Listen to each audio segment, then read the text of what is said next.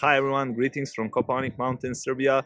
Welcome to the winter edition of Bring the Journal to Life. I'm Marko and I'm a member of EAO Junior Academy.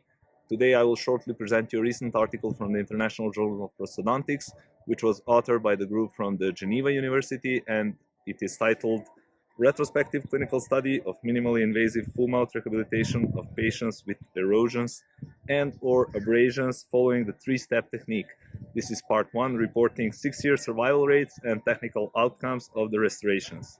So the three-step technique was previously described by one of the authors of this article, and it is a protocol to stabilize patients affected by the generalized loss of tooth structure, where 3 laboratory steps are alternated with 3 clinical procedures to clinically validate the full mouth reconstruction.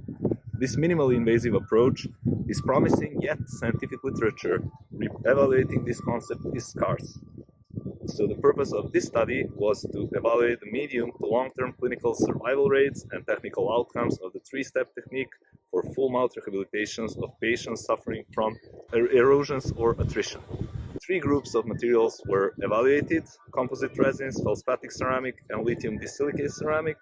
In posterior areas, most commonly were used direct and indirect composite restorations and ceramic onlays or occlusal veneers, while in the anterior area, most commonly was used the palatal veneers with some additional facial veneers. The following technical parameters were evaluated, like color match, marginal adaptation, marginal staining, anatomical forms, surface roughness, occlusal contacts, and interproximal contacts. 19 patients in total were enrolled with 406 restorations. Mean time in function was 6 years, and 11 patients out of 19 reported to regularly wear a night guard. The overall 6-year survival rates were very high, with 99%, and no significant difference in survival were found between different type of restorations, different materials, anterior and posterior region, or cementation resin material.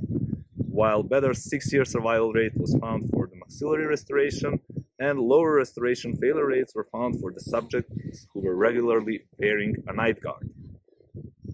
When we talk about technical complications rate, no significant differences were found between restoration type, location of the restoration, material type, cementation material, and use of the night guard.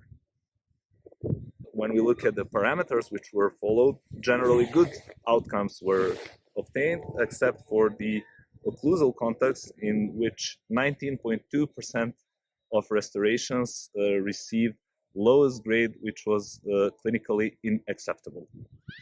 In conclusion, full mouth rehabilitations by means of three-step technique exhibit good clinical medium-term outcomes with respect to survival of the restoration and general technical outcomes.